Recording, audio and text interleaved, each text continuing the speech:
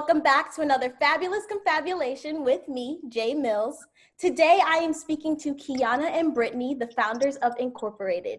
IncorpHerated is a diversity inclusion agency focusing on sneakers, sports, music, and fashion that bridges the gap between communities and creative industries.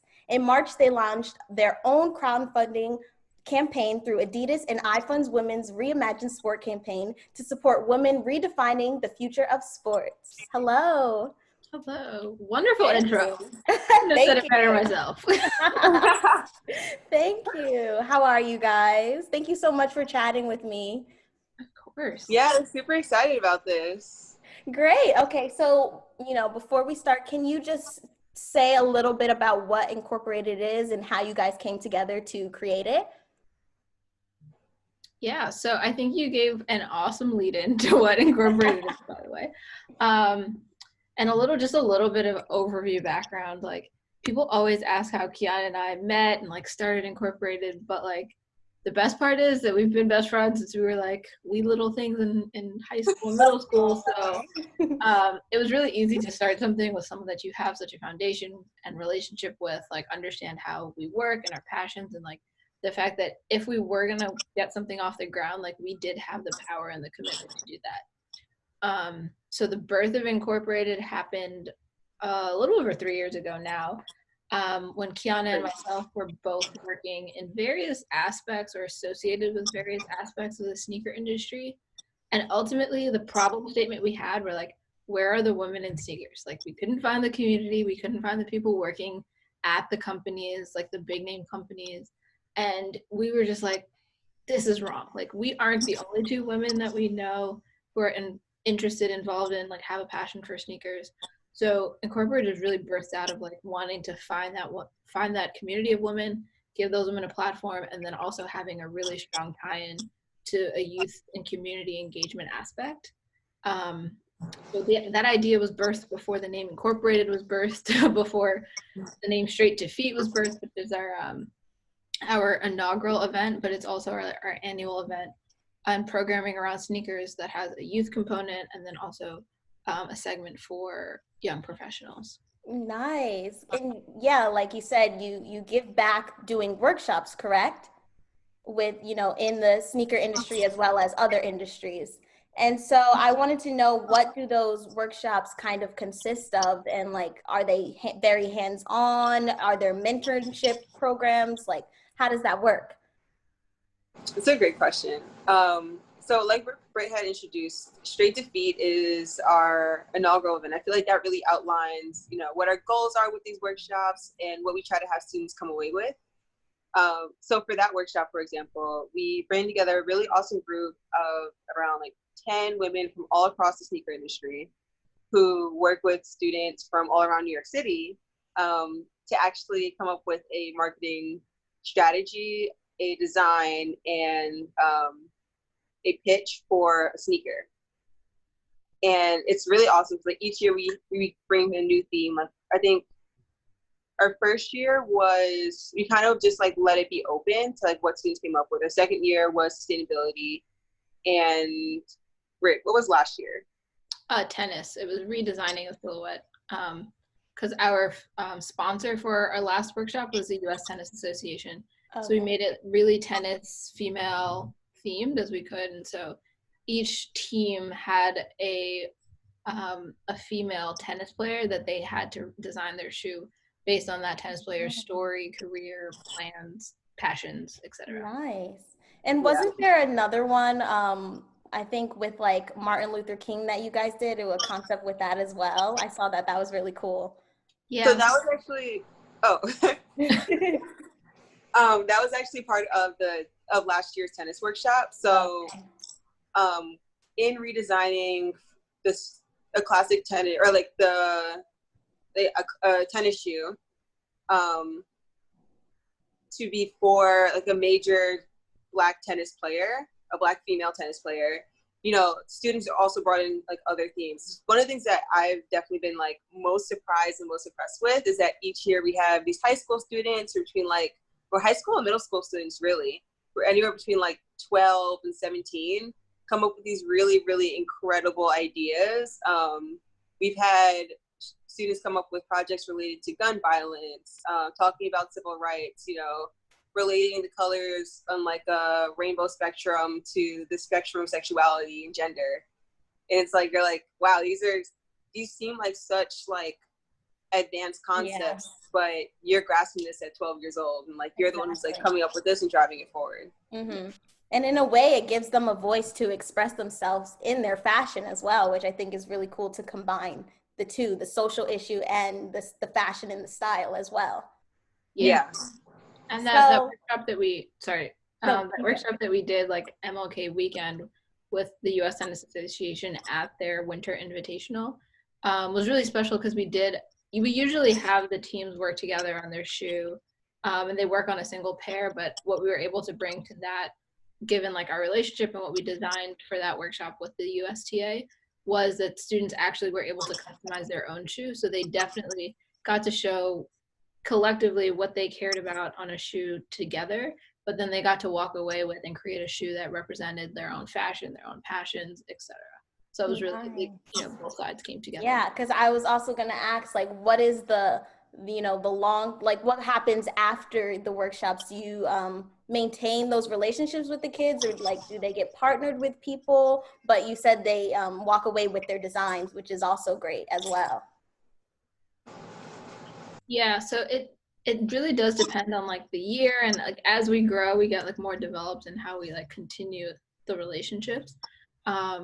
The real like seeds that we plant are to put those mentors, or to create teams that have mentors and students, and for those relationships to grow organically, and also like keeping a pulse to each of those organizations to see what students are interested in, what they want, you know, and always being available to give resources and mentorship to those students when needed, if necessary, if they're interested. Nice. So basically you establish those networks and those people, and, you know, expose them to those people, and then it's up to them basically to carry those out. In a similar vein, like something that we try to do is work with the same organizations year to year. Like, of course, we always look for new opportunities, but like, you know, we try to invite back the same groups. That way, if there are students whose interest carries over, they have another opportunity to participate and to like continue to explore that interest. It just like makes it more efficient in terms of like, you know, we have this established relationship, so we can focus on what is the next impact that we want to bring versus like, you know, there's a lot of work that goes into starting anything up. Right, exactly. While we'd love if we could change the system to be, you know, equitable by tomorrow, we know that change often takes years. So what is your advice for young women, and especially women of color, as they navigate the system we have today as it pertains to marketing themselves, networking, and just finding other opportunities? It's a good question. I think one of the first things I would say is like, don't be afraid to ask for help. No matter how smart you are or what your area of expertise is, like you can always learn something from someone else. And I think there's a plethora of quotes around like the like intelligence and the concept of being wise, and how that's kind of all rooted in understanding that you don't know everything and you won't know everything. And so networking has been, you know, not only is it a pillar of like Incorporated and like our network, what we build and what we like help to foster, but also it's helped us from a business standpoint. Like one of the things I think Kiana and I, you can catch us always saying is like, utilize LinkedIn, utilize like social platforms. The amount of people that we like followed or like read something that they wrote and have, you know, now they're part of our network because we just did those cold emails and did those cold like connections on LinkedIn, and like the fast follow to, you know, not being afraid to reach out is having a really strong follow-up game. Like 7 days, if you don't answer, you're getting like that send again from Incorporated, or you're getting that like follow-up text or DM, because as much as like we want to connect with people and like we know that like building that relationship will be mutually beneficial, it's also like, I know that you're a real person and you might have read it and you forgot about it, or like something was going on. So we just don't take that to heart, but also like have that like continuous connection and like reaching out until that bond forms. And it, you know, it might be lasting, it might not be, but at least we had an opportunity to like have that kind of communion.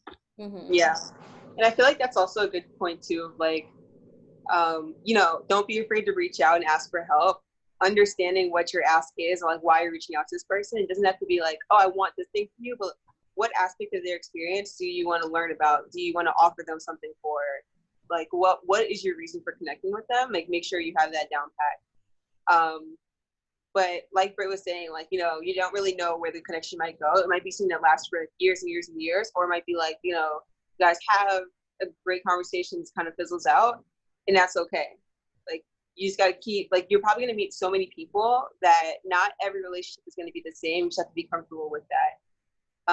And I think another part of the question that you had was about marketing yourself. And especially for Black women, I think sometimes it's really hard for us to talk about our accomplishments.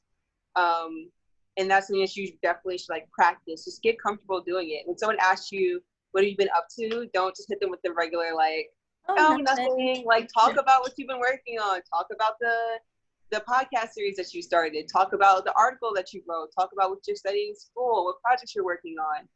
Because a lot of times too, what you might not know is like how that person can help you, or who that person knows that they can connect you with. Right. Yeah, and it's really, you won't realize how uncomfortable you are with talking about things you do until you start doing it, and then think back on when you didn't do it. Right. And I think the most challenging part of networking, and the reason why a lot of people hold back, is because of the rejection that might come with it. You know, the people not answering back and people saying, no, sorry, I can't help you. And so I think a lot of times that is why, you know, we hold back from networking so much, even though it is a crucial part. You're going to get no's, but you're also going to get yeses, and people who do want to help you. And so I definitely understand that. Exactly. Like, the worst thing that's going to happen is that someone's going to say no. Right. And, you know, depending on what the ask is, there's always like either a pivot that can be made, or like, okay, no to this, but how about plan B or plan X? Like, how you can find a yes within, you know, within that conversation. And I think looking at it like that is really, really the key, because either way, you're not losing, right? Like, you did make a connection and you learned something new, and you found a way to like pivot or adapt. And all of those are positives, even though you did receive like a no. Right. And you never know if they'll keep you in mind for something else, or like, you just never know the outcome. So I know, so that was something that I used to struggle with a lot, like rejection and like being afraid of hearing no. But like you said, if you keep on doing it, then it's something that you get used to, and you know that it's a part of life and a part of, you know, the process. What would you say are some of the challenges being a woman in this industry, you know, because there are so few, or there's not that strong community within women in the sneaker industry? What would you say were some challenges, and how are you overcoming them? I feel like one of the biggest challenges of being a woman in the industry, especially, you know, there's a lot of guys, and a lot of guys who are in like great positions. There are a lot of really awesome guys who, you know, across the creative world that we've helped with, who've been allies to IncorpHerated. But I think sometimes when you're just starting to build that connection, you know, because we live in like a very heteronormative world, a lot of times you don't, you know, as like a man and woman connecting, and especially because in creative, a lot of networking goes on outside of like, you know, a formalized networking situation. You might be at an event, or you might just be like out to dinner with friends, and you meet someone, you're like, oh yeah, we should connect, like, just exchange numbers. And then, you know, you might have like that hesitation of like, I hope they got that this is like a work thing and not like anything else.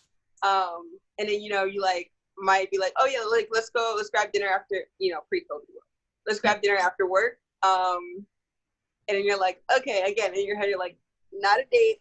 Guess what? I'm gonna kick your brain. Right. And I think that as a woman, like, I feel like everyone's been there at some point.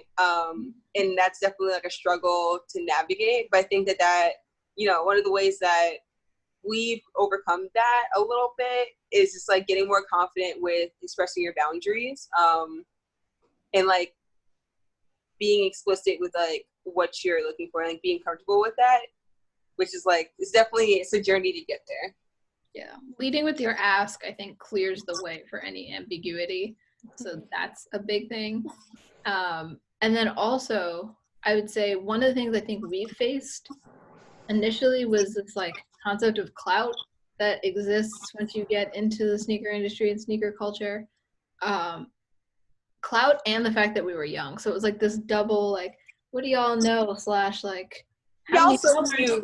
Yeah, like, how many followers do you have? And it's like, oh my gosh, I don't have that many followers, but I'm like, I follow a lot of things, so I know things, right? And so getting over, I think, the social media hump and understanding like the implications of our digital brands of ourselves, or like however you want to phrase that, and how people were going to like use that to kind of like model what Incorporated was really interesting. And I think it took, I wouldn't say it took us a while, but it was something that we had to be really steadfast in, was to make our vision for our social media presence from the Incorporated standpoint, and also the Brittany and Kiana individual standpoint, make sure that it like reflected what we wanted it to reflect, even though it didn't always look like what other brands and other outlets were doing within the space. And I think that ties into your previous question about like marketing yourself, like finding like what you're comfortable in and like how you want to represent yourself, and maintaining that sense of like integrity throughout like, you know, all your channels of like social media, email, video, phone call. I think is really, that level of consistency is really important. Yeah.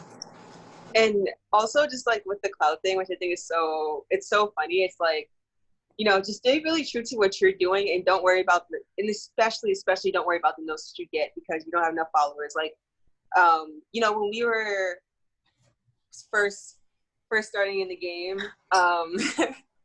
but even like, I will say, like, Incorporated doesn't have like a huge number of followers right now. I think we have like maybe close to 1,600. But what I think is really powerful is like the people who we know and the people who do follow us are like all these influential women across the board in creative. You know, women who are editors for different outlets, women who are directors of these different brands. So it's like, okay, we don't have the numbers, but we have the influence that you're looking for. And I also think that like one of the big things for us is to see as we like progress in our career is that some of those no's that we got early on have come back around and turned into yeses, even though it's like funny because it's like, oh, you didn't want to partner with us for this event, but then you covered our event on your site because you saw that we were actually doing something. Mm-hmm.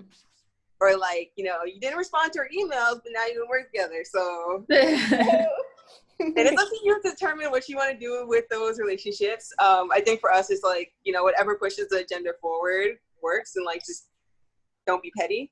Although it's like, it's a little bit of like a it's like yeah, I mean, we get like the side, you know, the text LOL and then move it back to business, but it is just interesting to see how this like quality over quantity concept gets really lost when you think about social media.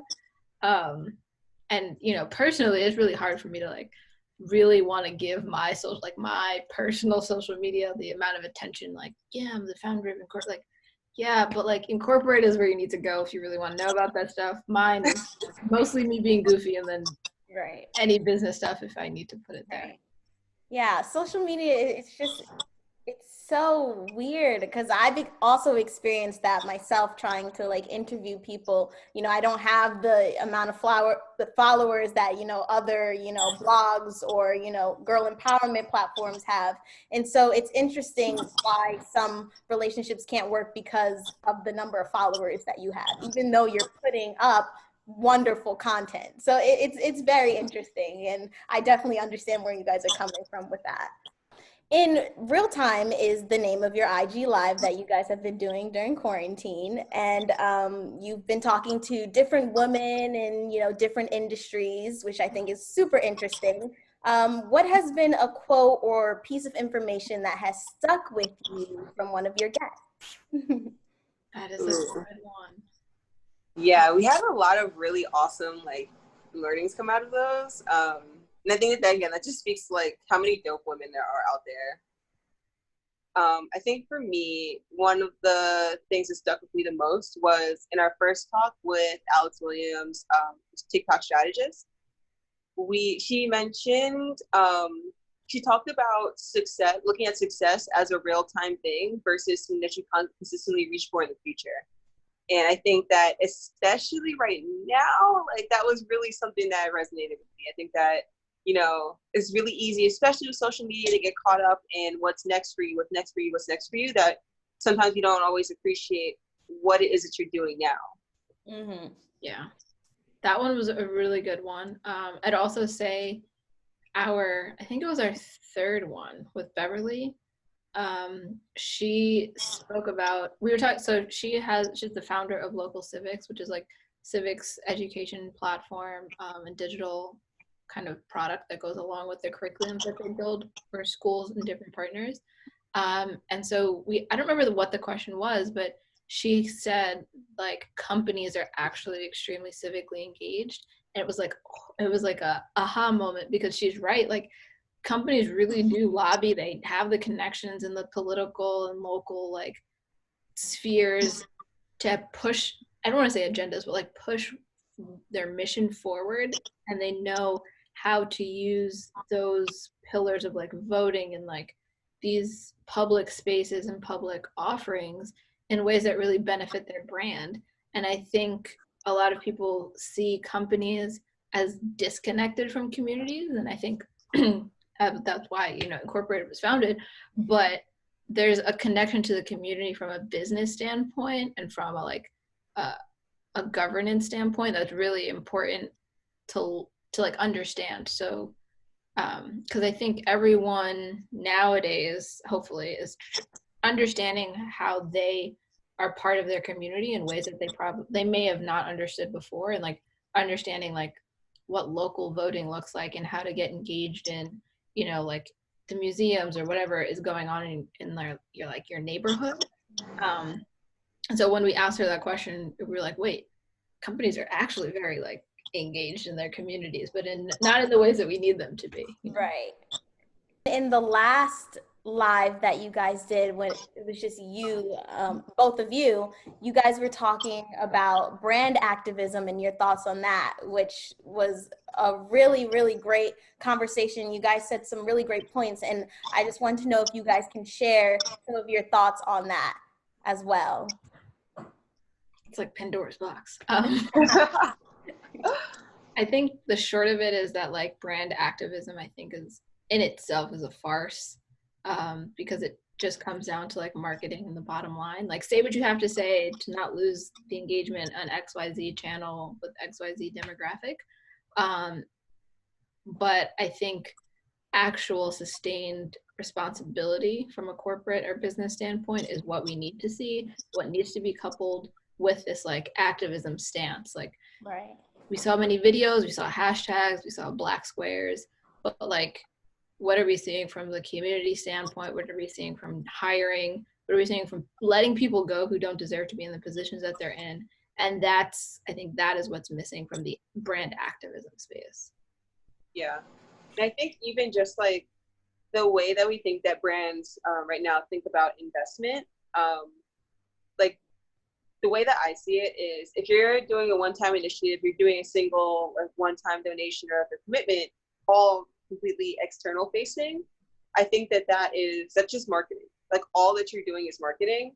When you really show the commitment of fixing your internal org, investing in your employees, investing in the pipeline that actually leads into your company and your industry, that's really where you see the most effective change. And I think, like Britt was saying, like that's another piece of what's really been missing. Like I don't want to see that you just gave like X amount to Black Lives Matter, which is amazing, but it's extremely hypocritical if you're giving that amount to Black Lives Matter and then also still doing not hiring, like giving a fair chance to Black candidates when they're coming in for, especially more senior positions. You know, we see a lot of these diversity initiatives that start at entry level and end there. Mm-hmm. And then you wonder why you have low retention. You wonder why, you know, the top of your company looks so homogenous. It's because you're not putting the investment that's needed to change that. Mm-hmm. Right. And I think basically this whole idea of brand activism is basically aligned with performative activism as well. You know, the whole performative allyship that we are seeing on social media today with the black square, and then that's it, and then you're going on to your beach pictures and all of that. And so I think, you know, in a way it kind of, you know, aligns with that as well. And so even though you guys mentioned a little bit about some possibilities, can you just, you know, name some more of what you would want to see from brands, especially brands that everyone is, you know, buying from? And like, it's hard to believe that people are going to stop, you know, buying from these brands, you know, because that's just life. But like, what would you want to see from these brands to continue to give your money to them, and, you know, to see a change and not just a trend, you know? So I can start. So if we just kind of bucket what we do, therefore, like what our passions are about what companies should be doing and could be doing, the first is having a strong community engagement practice of like so many, especially if we focus on sneakers and music, even like so much of the culture surrounding those industries tie back to, are influenced by, are kind of like ran by, from a fan perspective, the Black community. But how many of those companies have like youth programs or direct like pipelines with, and I'm not talking like college because that's one level, but like a notch back in like high school, and how are they giving back, and are they doing like volunteer opportunities in their communities? And if they are they promoting employees to do that, or is it just a small subset that like takes all the onus of doing those types of like engagements? Because it's really important, and I think it's really important to understand the whole view of the pipeline, because it's not just about who you bring into your funnel from a hiring perspective, because you can't recruit people who aren't trained in that specialty because they didn't know that career option was a possibility, because they weren't exposed to that as when they were, you know, as a student. So if you have to like go all the way back and like make sure that pool of people you're recruiting from have been like, they have been exposed, they have been trained somewhat, like, so that they understand the intricacies and the nuance that exists within the industry, so that you do have not just a wider pool to pull from, but you have a more experienced pool to pull from. Because I think the excuse that a lot of companies give are like, we can't find qualified candidates. Sure, I believe you, but why can't you find qualified candidates, and what are you going to do to actually make that change towards a better reality? Like, yeah. And I think even in like the shorter term, like the first step to doing that is taking accountability. I know on our series we talked a little bit about Adidas' reaction when they finally put out an official statement rather than like what they initially did, which was crazy, which is like basically nothing. But, you know, just really talking about what areas your company lacks diversity in, you know, acknowledging the experiences of your diverse employees and the issues that they're bringing to the table. If you have Black employees like who are going out on an expose and like talking about their experiences in the office, and you're like, okay, we gave $10,000 to this organization, and it's like, what about like your VP who is like mistaken for a janitor, like who is like assumed to be a facilities person because they're Black? You know, what are you doing to actually talk about the things that are going on inside of your company?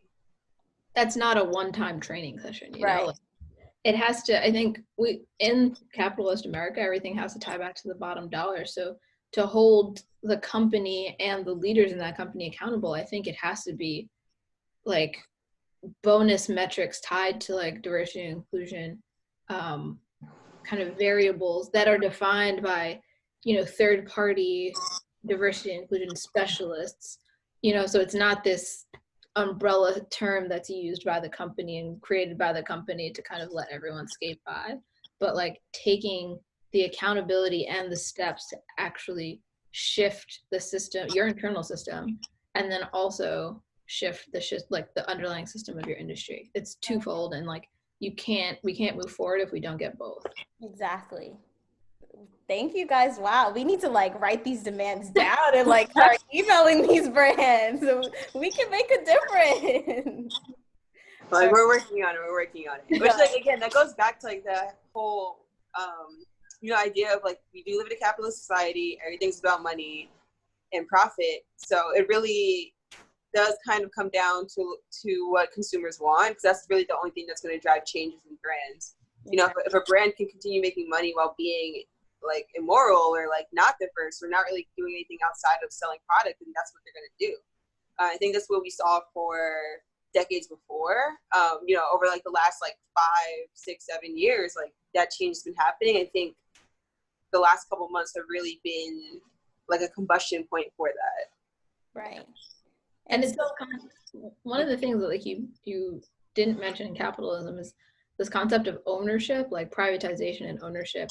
And I think one of the things that collectively as consumers, especially as Black consumers, especially as Black female consumers, need to like remember is that like we do kind of control and have a stake of ownership in companies because of our dollars. And so if we start thinking about like our power as consumers over like influencing what companies can do and not just what companies are doing to impact their profits, I think that can really lead to a shift. Yeah, people often think that it's the brands that have so much power, but it's us that are giving them so much power with, how much we buy. And so I think if we ever came to the same page on that, then, we would be able to see a difference. But as long as they're making money, it's a bit of resistance and challenge to see that change, which is, but we got it. I'm optimistic. So do you think that, this isn't new, obviously, but now that it's very prominent, Black Lives Matter, this movement, will this affect some of the partnerships that Incorporated will do with some of these brands? So it's pretty funny because I think that it's for us on like a kind of like egotistical level, it feels like everyone else is like catching up to where we've been.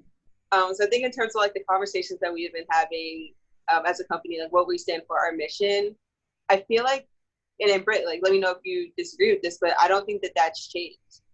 This is what we've always been about. It's like this systematic change of how to actually get more people of color, like how to get more women in these creative industries and thriving in these careers.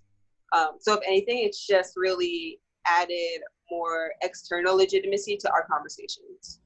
Yeah. One of the things that we have had difficulty with, I completely agree with you, by the way, difficulty with when we're pitching are people like not understanding the value of the work that we do. And I think the positive of where we are today is that people are like, oh, this is important. So it's like, yes, now let's talk about it. And now let's have a conversation about why this is important and why these different approaches are all important.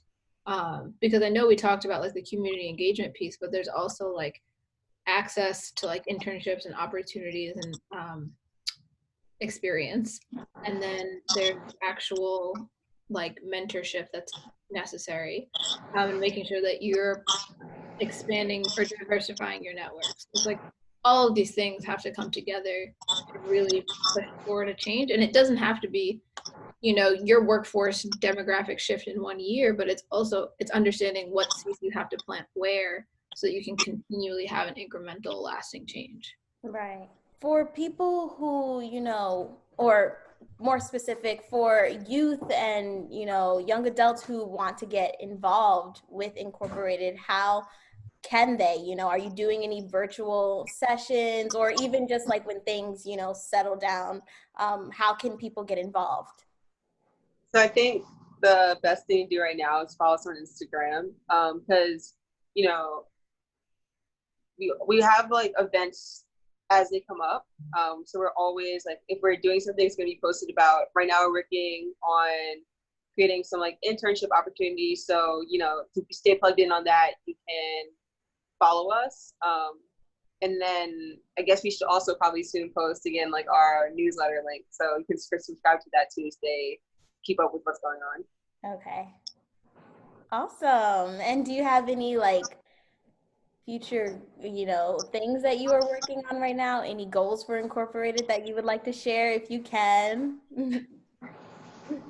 One of the things I'm really excited about is like getting more involved in music. So we've done a lot in sneakers and sport, and it's been awesome. But music and technology, I think, are really close related industries. And we have like tangential relationships. So building out like what the straight to feet of music looks like, and you know, we've kind of piloted different programs, but like really building that out so that we have that namesake in the music space as well as like the tech space. So that's one thing. And then I know we also mentioned recently, like we would love to start expanding our reach geographically. And I think being virtual allows us to do that a little bit more in unique ways. So we've been based in New York, and that's where all of our events have been so far that like weren't commissioned. So kind of getting to different, like get to the different coasts, get to Chicago, get to London. Like these are all places that we love the culture, and feel like have the roots necessary to grow Incorporated. That'd be awesome. Awesome. Oh my gosh, we are at the end of our conversation. Do you have any last advice for the beauties that you know would like to say to them? My advice is, if you have an idea, if there's something that you want to do, go for it. You know, I think sometimes you get scared that we're like, oh man, like I really wish I could do this. Like I wish I could like try doing that. Or like starting a business, like meeting that person, like just go for it. And it sounds so cliche, but you only regret things you don't do. It's way less frequently that you're gonna regret trying something or like shooting your shot. So just do it. Yeah. Closed mouths don't get fed is just a thing we say. My piece of advice would definitely be, it's kind of two-pronged. It's like find your support system, but also find like, I guess I'll just stay there, but like find your support system, like find a mentor, find a friend, find someone who can like you can lean on, because putting yourself out there and like trying to do all of these awesome things that you know, fulfill all the awesome ideas that you've had, it is hard work and you can't do it alone. And that's not like to put anyone down, but it's really just like we as people need other people. So finding that support system is really important. Mm-hmm. Thank you guys so much for chatting with me. This was so fun. Yes, this was amazing and so much information. I learned so much. I know the beauties are going to learn so much. And so, like I said, thank you once again. I love the hard-hitting questions. I'm like, makes me think. Made you think a little bit. So remember, beauties, Brittany and Kiana are both girls with beauty and brains, and so are you. Bye.